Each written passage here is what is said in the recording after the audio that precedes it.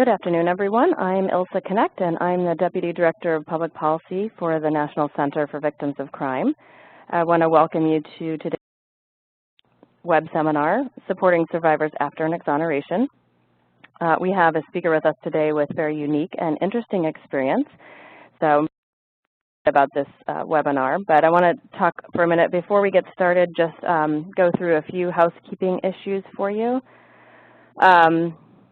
For those of you who are not familiar with the WebEx system, the sound is coming over your computer speakers today. I noticed a few people have called into the conference call. If you're having trouble hearing over your speakers, try turning them up, or check your speakers to see if for some reason they're turned off. And if you have other issues, you can send us a note about your issues. We'll help you as much as we can. You can also call WebEx support at 866-229-3239. And today, everybody upon the call is in what we call listen-only mode. That means you won't be able to ask a question verbally, but we will be taking questions through the question and answer toolbar. You may see that as a little floating toolbar in the bottom right corner of your screen, or you may see panels on the right side of your screen. You might actually have to maximize the panel using the little arrow next to the one that says Q&A to get your panel up. Type your question in that small box that's in the Q&A panel and press send. Only the panelists on the presentation today will see your questions, so it doesn't go to everyone. We're going to do our best to answer all of your questions today at the end of the presentation. If we don't get to your question today, we'll follow up with you by email. And you're welcome to also email the speaker directly. Also note that the chat function on the WebEx system today is not enabled for everyone, although we may be sending you messages if we have any kind of technical difficulties. So if you can't hear or something is going on technically, you can send us a question on the question and answer panel, and we may answer you on, or send a message to everyone on that chat panel. You may notice that there was a poll at the side of your screen when you signed in today. We hope that everyone got a chance to answer the poll. If you did not, we'll be closing it in just a few minutes. That poll is for us to measure the effectiveness of our training. So if everyone can take a few seconds to answer that poll, that would be really great. Okay, I want to take just a minute to tell you a little bit about the National Center for Victims of Crime before I turn the webinar over to our presenter. The National Center's mission is to forge a national commitment to help victims of crime rebuild their lives. And we do this by providing training and technical assistance to those who work with victims, and we do that through many different resource centers and our youth initiative. We have regional trainings and, of course, national conferences. We also work with Congress to ensure rights and protections for victims of crime and funding for victim services as well. Okay, this is our DNA Resource Center, which you will find online. That's the address for it. Since about 2002, the National Center has been focusing on increasing understanding of forensic DNA and DNA technology among those who interact with victims of crime.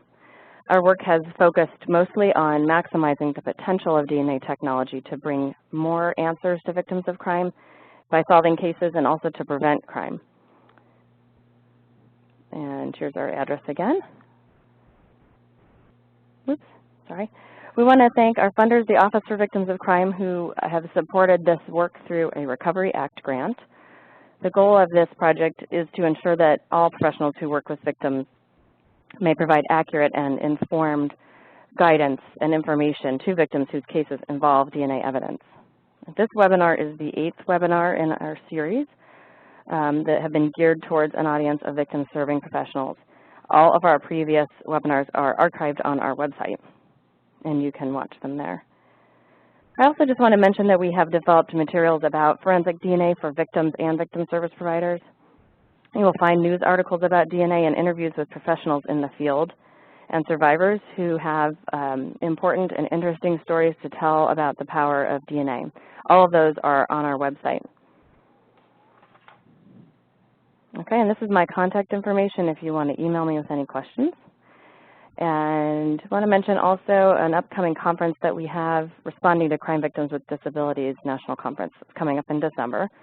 All of the information about that conference will be posted at this website you can see on the bottom here, ncvc.org/education. We'll have the workshops posted there in the near future. Okay. Now we're going to close our poll and hear from today's speaker. We are very thrilled to have Monica from the Dallas Rape Crisis Center join us today. She is the bilingual sexual assault therapist for the Dallas Area Rape Crisis Center. She holds a Master of Science degree from New Mexico State University and is a licensed marriage and family therapist and board-approved supervisor. She has worked with survivors of trauma for the past 10 years and is a member of the Dallas County Sexual Assault Coalition, the Dallas County Domestic Violence Awareness Coalition, and is a former board member for the Dallas Area Rape Crisis Center. She has been an advocate for the rights of sexual assault survivors for many years and currently serves as the president of the board for the Texas Association Against Sexual Assault. I also want to say that she has a great sense of humor and has been a real joy to work with on getting this webinar together. So I want to welcome Monica, and I'm going to give the floor to her. We'll take questions after Monica's presentation. Okay, thank you so much. Ilsa, thank you for that lovely introduction. I really appreciate it. So I'm just going to go ahead and get started and kind of give you an idea of what the presentation is going to look like. I'm actually going to start with the victim-centered response and kind of give some background on that. Then I'll go through kind of safety as one of the primary tenets as it is related to exoneration survivors, people going through the exoneration process that have been victims of crime. Then I'll kind of do a little background on advocacy considerations, again, for this particular group of survivors. And then I was hoping to share with y'all a support group model that we developed for working with survivors of sexual assault who had gone through the exoneration process or were in the throes of the exoneration process. So that's kind of what I'm going to cover. So I'm going to jump right into it so we can cover everything that we can. So let's go this way. All right, so what is the victim-centered response?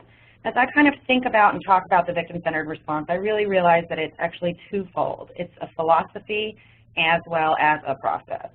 So I'm going to kind of explain it, and you'll kind of see these tenets weave themselves through the presentation, and especially when it comes to the support group model and the advocacy consideration. So victim-centered response is really a guiding philosophy, and the philosophy impacts our design, delivery, and the evaluation of our agency, organization, response, and level of care. So it's not just a philosophy, it also implements the design and the evaluation so that we can continue to provide the most appropriate victim-centered response.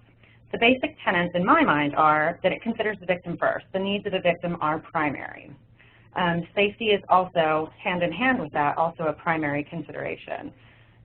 It's based in belief and compassion, and you'll see these things throughout the training, based in belief and compassion, and it's strength and resilience focused. We identify abilities and we support resilience as tools for having survivors get their needs met. It promotes agency through information and support. You'll see a lot of that throughout this presentation, through the use of effective collaborations and coordination of care.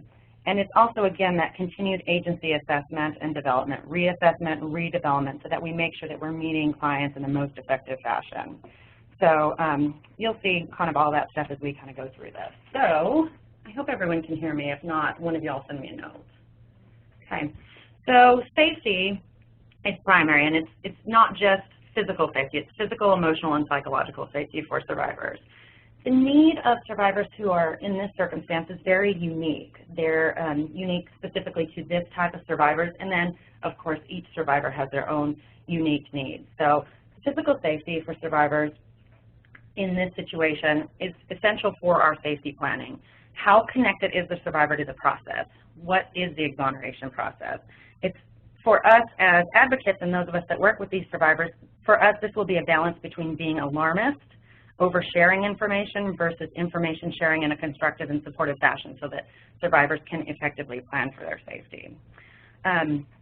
It's also important to remember that safety planning for all survivors, but it's particularly in this circumstance where things are changing very quickly, it's important to realize that safety planning is a process and not an event. It's something that we continually, again, like our programs and our service delivery, have to reevaluate.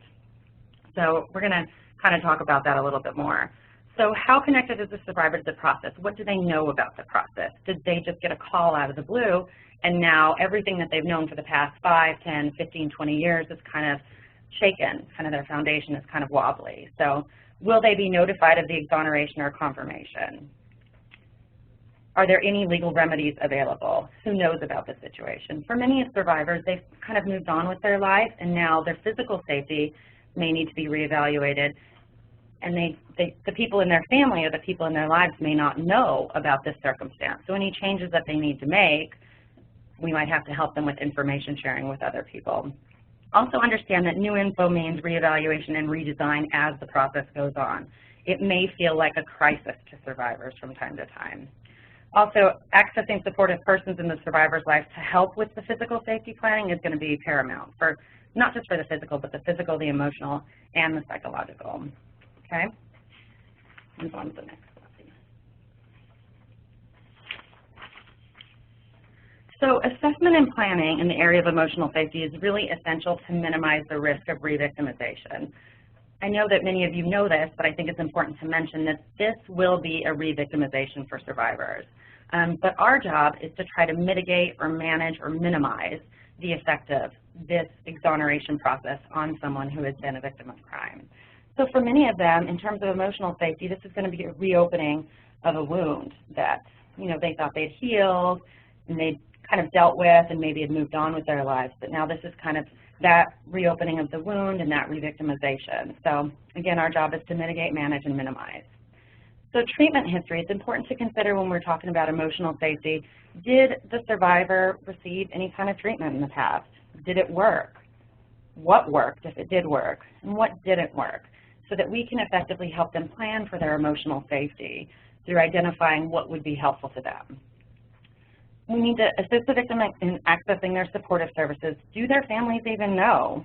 For some of the clients that I've worked with, their children didn't know, their families didn't know, their partners didn't know, so it was important to kind of, in emotional safety planning and accessing support systems to help with emotional safety planning, it was important to kind of have that conversation and go through that whole process of how do you let people know, and we'll talk a little bit more about that. It's a balance between privacy versus information sharing for support, and that's really kind of what it comes down to. Victims may want a certain level of privacy, and they also may need to share some information so that they can assess and plan for emotional safety. Okay. Also, boundaries and trust are very important with you and the survivor. The client needs to know that they can trust you. They've just had a huge blow, and everything that they kind of thought or believed about this aspect of their life has kind of changed. So their safety structure has kind of changed. And so what we need to be able to do is provide support and follow through and identify expectations. We'll talk more about this too. Being able to do what you say that you're going to do is going to be really important to clients during this emotional safety planning process. Okay, psychological safety. For many of our survivors, they may just need that basic help in normalizing their reactions and kind of validating their sanity. Something that they have held on to as a long-term belief. If the conviction happened a long time ago, they've believed something to be true for a very long time. So sometimes they don't understand why this is happening. Maybe I was wrong. Did I make that all up? Am I crazy? These are normal things. It's hard not to question oneself after a long-held belief has been kind of challenged. So it's important for us as survivors and people who are as clinicians or advocates or people who are dealing with survivors in this situation to acknowledge that victimization, letting them know that even if this person is not the person who caused your victimization, you are still a victim, and being able to honor that will do a lot of good for clients. Clients also need the ability to feel like they're safe with themselves, to be able to kind of rely on their own ability to protect themselves against any destructive, maybe past impulses, maybe history, maybe systemic family response, and to keep themselves kind of psychologically safe and out of harm's way. clients need to feel psychological safety, we also need to feel like we are effective in the world. They've had a huge loss of self-efficacy, and they need to feel that effectiveness. Having the ability to relate to the world on your own terms has kind of been challenged at this point. And also for clients to feel like they can be effective in the world without being abused by power or having to abuse power. And being able to feel like they can exercise their own self-control and direct their own attention and focus will help with psychological safety, that they have kind of a sense of internal authority. When things are kind of blowing up all around you, sometimes that's all we have, the idea that we can feel like we can at least keep ourselves psychologically safe. There we go on that. We're going to move on to kind of listening and advocacy. So to be able to effectively keep victim focused and plan for safety and to be an effective advocate, listening is essential. So being able to hear, again, I'm still the victim. When we've done this presentation in the past, that was one of the titles that I had, was that, you know, I'm still a victim. So being able to identify that service provision should not be dependent upon whether the perpetrator was exonerated or if that person was, the alleged perpetrator was exonerated, or if that person was convicted. So for our agency and the agency where I worked for prior, that was important. We didn't care what the outcome of the exoneration was. This person was still a victim and they still merited services. So I just want to kind of put that out there for you guys.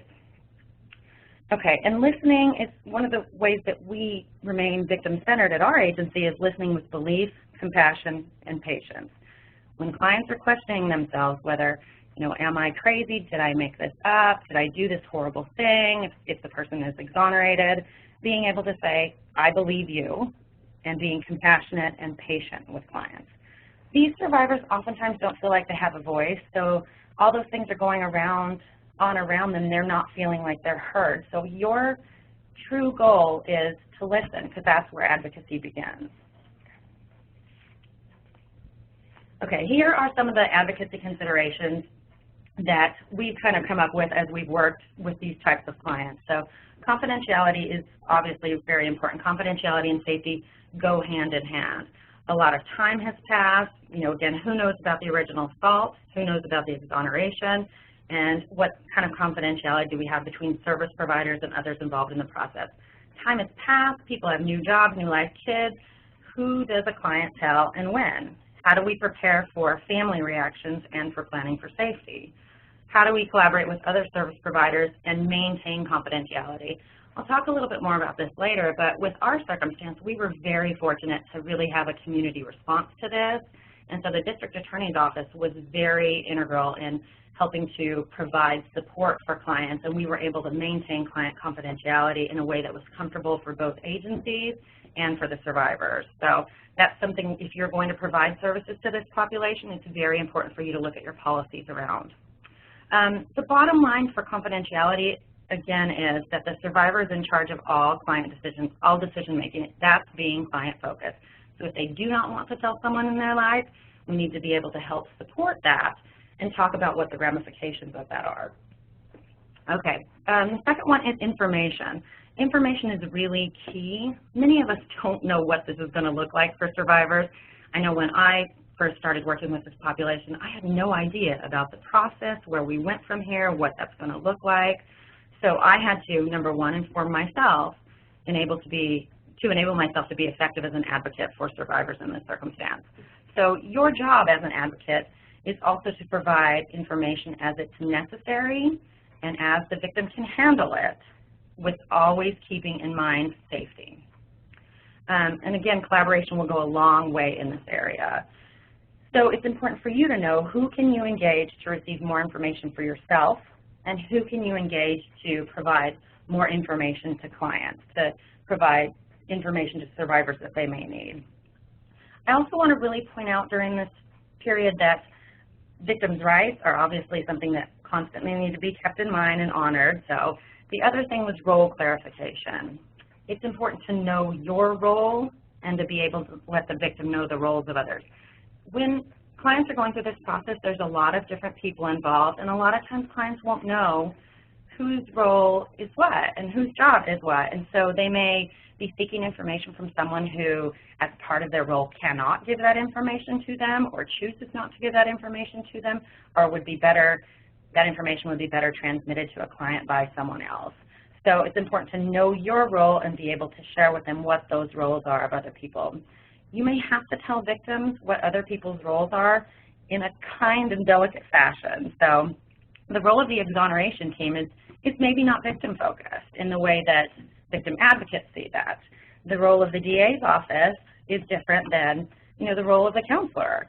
And the role of the media is different than everyone's role. So you may also have to clarify your role to others in the community. If you work for the district attorney's office and an advocate calls you and asks for a certain type of information, you may need to clarify your role that that's not information that I can share with you.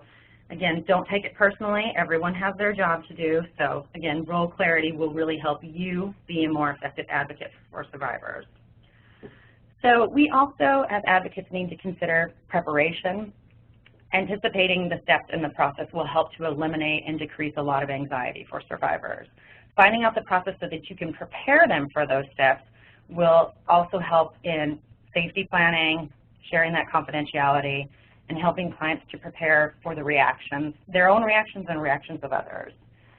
Also, client is the expert in their support system, so when you're talking about sharing information for clients, it's important to identify with them what do you think your family's reaction will be, who do you think you can engage as a supportive person, how can we engage this person so that they can be part of your safety plan.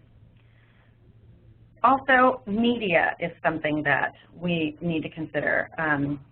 Media may not be your friend despite what they say, so being able to share that information with a victim that there are consequences to speaking to the media and really help them think through that process. Also, you as an advocate, it's not your job to speak to the media on behalf of the client. Different agencies obviously have different policies on that, but we want to do what they can do for themselves and not do for them. We want to do for clients what they can't do for themselves. So if talking to the media is something that you're considering doing and clients don't feel like they're in a space to do that, maybe it's not a good idea to talk to the media. So, and we can, if you all have more questions about that, we can certainly talk about that at the end of it. That may not be something that's beneficial to the client. A lot of times that really opens a Pandora's box. So I'd like to strongly caution that. So anyway, again, if we have questions about that, we'll talk about that. It's also important to prepare the client for reactions by the exoneree and the exoneree's family. In keeping with the theme of the media, there may be a lot of media attention on the exoneree and the exoneree's family, and maybe some unkind things will be said to the victim. It might be a good time, or about the victim, it might be a good time to consider putting some boundaries on how much exposure, asking our clients to limit their exposure to some media that might be somewhat psychologically damaging to them. So we'll talk more about that if you all have questions. Okay. The other advocacy considerations I really wanted to kind of highlight was flexibility. Clients may not be able to, for example, meet during business hours because their employer doesn't know, or they might have to meet with us after hours because because their employer doesn't know, or they might want to meet with us during business hours because their family doesn't know. So we need to be flexible in terms of service delivery for clients. They also might not be ready for quote-unquote therapy. Some clients are ready for therapy, some clients need therapy, and others don't. So being able to be victim-centered and helping them to identify what their need is very important. Clients also in this process may come and go. They may need to spend some time with the DA's office initially, with the victim services liaison, the victim witness coordinator initially, and then later move into therapy and receive support from a therapeutic setting, and then maybe come back. So they may come and go in this process. It's normal, it's expected, and we also sometimes want to prepare them for that. Advocacy considerations in terms of victims with tasks is something that I wanted to share with you all, that tangible tasks for victims helped kind of to reestablish a sense of control. Victims felt like they were maybe in charge a little bit more, and they had a sense of being able to reestablish a sense of control even in the smallest areas, being able to let them make decisions about everything, who they tell, when they tell, how they tell them, and kind of talk through the consequences. Do they want to listen to or read a letter from the person who was exonerated? Do they want to talk to that person? Those are decisions they need to make, but we sometimes need to help them think through that. So also, what are things that victims can do and what do they want to do? Again, we don't do for victims what they can and need to do for themselves.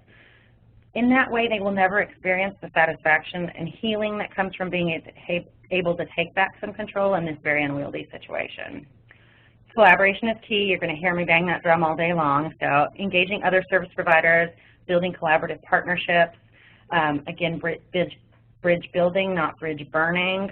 Sometimes you will catch another service provider on a bad day or maybe have some confusion about role. Don't take it personally. We're trying to, again, build bridges in the community so that we can effectively serve survivors, all types of survivors.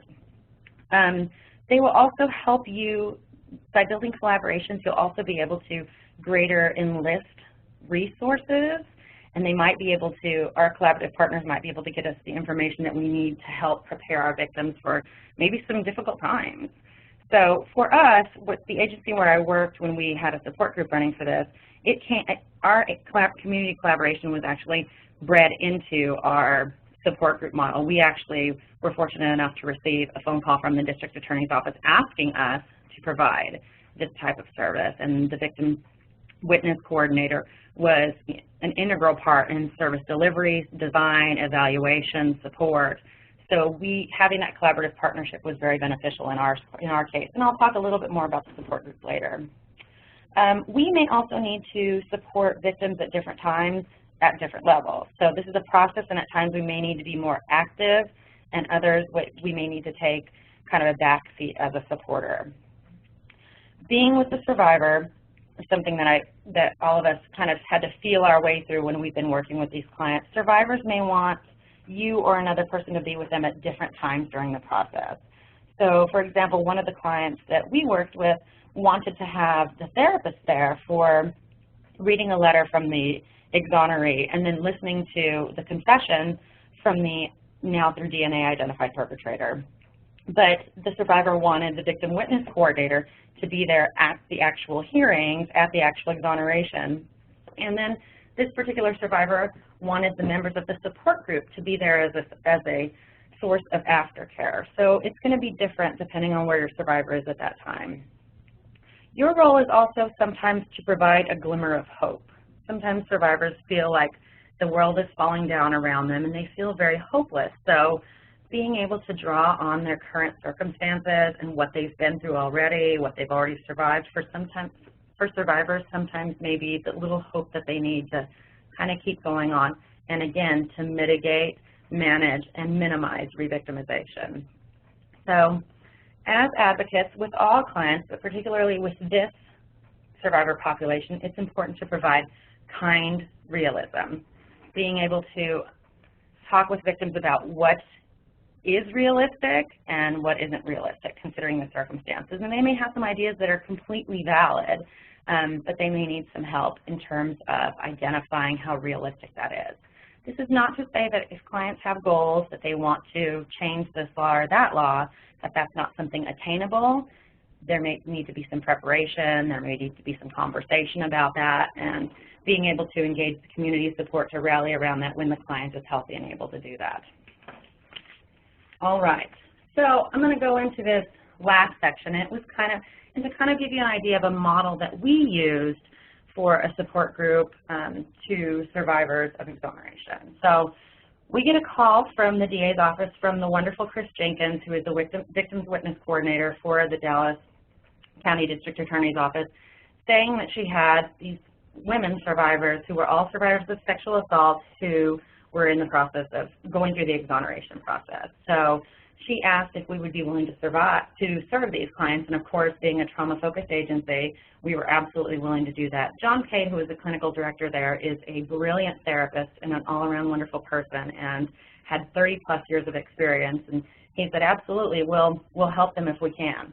So we decided we would try to do this support group and have them help us design and carry out a support group model. So being the good therapist that we are, we decided we'd do a little bit of research on best practices and maybe we'd Googleize it and see what we could find. And even though I'm a master Googleizer, I looked high and low and at that point could find really no information on best practices for clinical work. with survivors in this particular circumstance. Again, this is one of those cases where technology has moved a lot faster than practice. So we really kind of had to rely on our own trauma treatment backgrounds. We were an agency that focused solely on crime victims, and we all had a lot of background on trauma treatment. So we had to do that and kind of cross our fingers and see what we did. So these were the things we were considering when we were going through our support group design. So the first thing that we kind of had to come up with was, did we want an open group or a closed group? We decided that we wanted a closed group, not just because these were different survivors, but because it was healthiest for this group of survivors to have someone in their similar circumstance.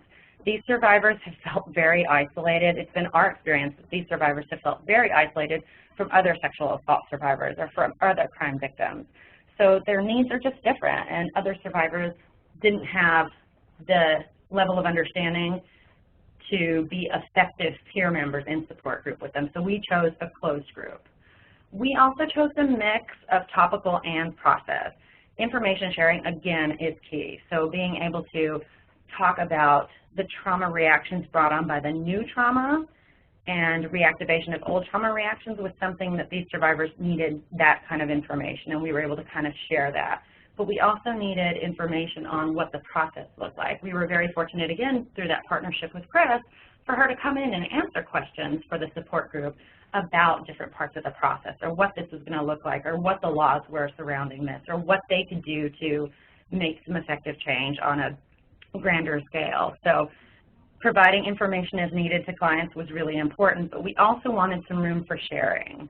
One word of caution that I will say with any support group, but also in this support group, is that it's important to closely monitor the group for the group monopolizer to come up to, for lack of a better word, the group monopolizer, someone whose needs are very high at that point, may overshadow the needs of other people in the group, and these other people in the group are already feeling very marginalized from society at large, from other survivors. So as the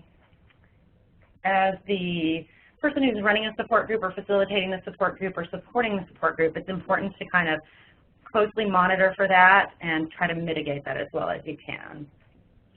The other thing that we really considered was victim readiness. Assessment is so important in terms of support group members. So were they emotionally ready for this? Again, without assessing them, sometimes we can re-victimize. So were they emotionally ready for that? They might need one-to-one, or they might need a combination of individual therapy and support group. Survivors are also going to be at different places. For some of them, in our group was interesting. We had survivors who were all across the board. We had one who the quote-unquote real perpetrator had been identified. We had one where there was quote-unquote no real perpetrator. And then we had another person who was still in the review process. So there was definitely a mix. And so it was important as facilitators to be able to meet the needs of the clients at those very different places. And also at very different places in the healing process. Some survivors had gone through a lot of therapy, had come a long way already, so they were, you know, a lot further on in terms of their readiness for group and their group participation level. Facilitator considerations for us, it was kind of a no-brainer because John was our clinical director and I was the person who primarily dealt with sexual assault survivors in the agency, but I will tell you that that was a really neat combination, and I don't know, the planets aligned and it worked out for us. But it was important to kind of consider when we're reevaluating that program for future programs, what is the experience of the facilitator? We didn't have any experience with this particular process. We really had to educate ourselves and, you know, provide and seek out our own information. But knowledge and experience with trauma was important. So we didn't put an intern in this group. We didn't put someone who isn't very familiar with victim issues either. Even if you have a lot of trauma experience, it may not be crime victim issues, and that I think was key in this circumstance as well. Again, not an intern or someone who isn't well established in the community or have contacts. Is the person in this agency a person who can decide, who can make decisions, who can impact the structure of the agency, the way the agency delivers services? Also, is this person well connected to the community? for us, it was so important because we were a well-established agency and we did have community contact. We were able to very quickly call people and ask them, will you come in and talk about this? Will you, provide us some information on this? Do you know anyone who can provide X? So having contacts in the community, being well-established was important. Also, just the basic question is your agency victim-focused? If it's not a victim-focused agency, it's probably not going to be able to meet the needs of most survivors effectively. So we had a male and a female. We both had a lot of experience with group. We both had a lot of trauma experience. Those of you that know John Cade, he is so calm and so peaceful. That was really helpful. And he's also very humorous. And, empathy was one of our primary focuses as well. So we were very fortunate that the planets aligned the way they did. So it was also helpful to have two facilitators because we had clients in very different stages. Having multiple facilitators, I think, for us, allowed one facilitator to attend to needs of victims on a certain level and the other facilitator to monitor the group. So I think having multiple facilitators is something that, would we run a support group of this fashion again, I would certainly recommend.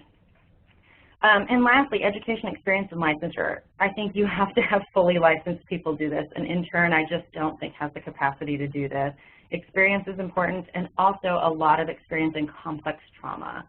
So because again, this is a complex trauma. So those are kind of the recommendations I would have for the support group, if any of you choose to take on that mission. So when we were deciding kind of the education and what the process would look like, we really wanted to kind of look at the emotional reactions of clients. And I wanted to kind of share this with you. This is something that we shared with the group survivors, is that they had certain types of emotional reactions to the trauma during or prior to the exoneration, or during the victimization, during the exoneration process, and then after the exoneration or confirmation. So during the process, we really noticed confusion, guilt, self-doubt, that feeling of incredulousness, anger, fear. Those were the typical reactions that the group members were manifesting through the process. What we noticed is that after the exoneration or confirmation, there were still some of those same things: confusion, guilt, self-doubt, incredulity, anger, fear, and for some survivors, a sense of relief. But for us, it was also important to prepare our survivors that their emotional reactions will not necessarily be alleviated by the exoneration or confirmation. Many survivors continued to need individual therapy as well as that group and peer support.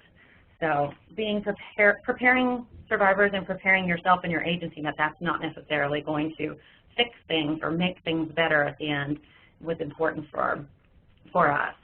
So the last, I think we just have a couple more. Yeah, this is our last slide. So again, support group considerations, safety, safety, safety, emotional, psychological, and physical safety as a process. Enlisting the survivors in the support group design, implementation, and evaluation. We thankfully had a group of very outspoken survivors, so they definitely told us what they needed and what they wanted. And since we still have contact with them, they've been able to tell us what they enjoyed, what they didn't, what they would have liked seen done differently, and what they would like in the future. So being able to certainly enlist survivors, again, listening is the primary portion of advocacy, will help you to develop a better program. Remaining victim-centered throughout. And then the collaborations again, the collaboration with the DA's office staff. It was so important because she was able to provide support to victims on a different level. She was also able to provide support for us as clinicians as to what was going on in the process, maybe explaining some of the roles of different people in the process and how they could impact the work that we were doing, also helping us to identify different players in the game that we needed to reach out to for support. And she was able to kind of give us some information, background information on different roles and goals of the different survivors and why their behavior was XYZ. So, and again, she came to group to provide info and to answer questions and provide support, and has maintained relationships with some of these clients as they've needed her through different parts of the process. The last couple of things I wanted to talk about was encouraging activism and survivor mission. This was important for us in terms of normal group development, normal clinical group development, and the stage by dimension model, and clients moving through that last phase of their healing process, or moving into that last phase of their healing process. We had some survivors who really wanted to be involved in speakers bureau and impact panels, and being in that last phase of maybe creating a survivor mission was important for our survivors. Some of our survivors went on to motivate themselves to work within the system and make changes locally, statewide, or nationally. Again, it's important to have some realism here and to identify victim-survivor readiness to do that. A client who's in the very first stages of this is probably not going to be as effective testifying before the legislature than a client who's kind of been through the process already. So, but I do say that that's a good long-term goal for many of our survivors, and we've seen how effective that can be. And then the last thing was, it was one of the really cool things about the group that we were able to be part of is that those women formed a wonderful support group for themselves outside of the support group when the support group ended. I mean, these women still get together and still have contact with one another and still, you know, try to support one another as they go through different phases in their lives, different processes. And they've also, some of them have actually reached out to survivors on a national level and been able to form partnerships and bonds with them and, you know, work together as a community to create change. So that was kind of a really cool thing about the support group that we were able to be part of. So just kind of as a recap, I just wanted to, again, highlight for y'all what kind of the basic safety, the basic victim-centered response was, that, you know, it considers the victim first in design, implementation, in process, in evaluation, that all those safety things are primary, psychological, emotional, and physical safety, that it is strength and resilience focused, and that it really promotes agency of clients through information and support. And the key to this for us was effective collaboration. So I just wanted to kind of share those last things with you as my final note. So I'll entertain any questions, and I'm sure Ilse will come on back and support us as we need that. So if anyone has any questions for me, I'm all ears. Thank you, Monica. We have actually one question. So if people want to, if anybody has any other questions, they want to send them in the question and answer panel. We have quite a few minutes. We can take more questions. The one question, which is I think it's pretty involved, and I'm sure a lot of people have this question, but when in the exoneration process is the victim notified and how are they notified? Well, and I think you could talk specifically about where you are, but we know that that varies from place to place, of course. But absolutely. And for our community, like I said, the DA's office here in Dallas did a really good job of working with the victim services, the victim witness coordinator, Chris, and she was able to be the person who didn't just notify them at the beginning or at the end or when it was all over. She really did a great job of keeping the line of information open. So she was able to share every part, that this was going to happen, and these were your rights, these were services available, this is how we can support you.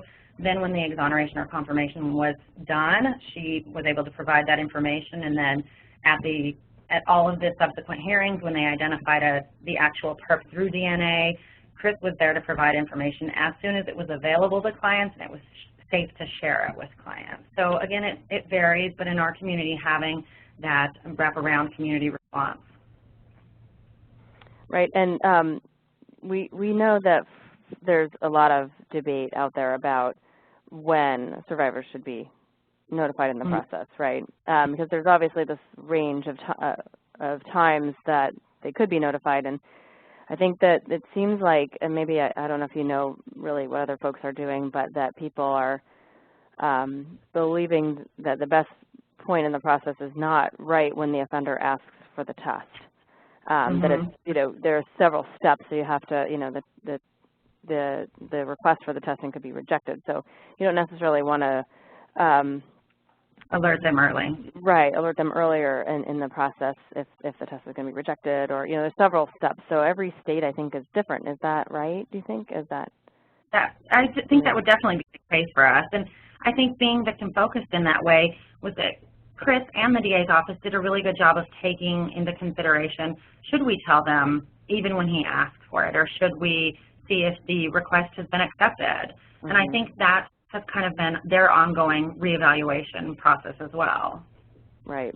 And I think everybody has to kind of look at come up with their own protocol on it. And, I think there may be a lot of people who think, oh, this isn't really going to happen to us. But it could come to your town, anytime soon, and to be prepared is a good idea.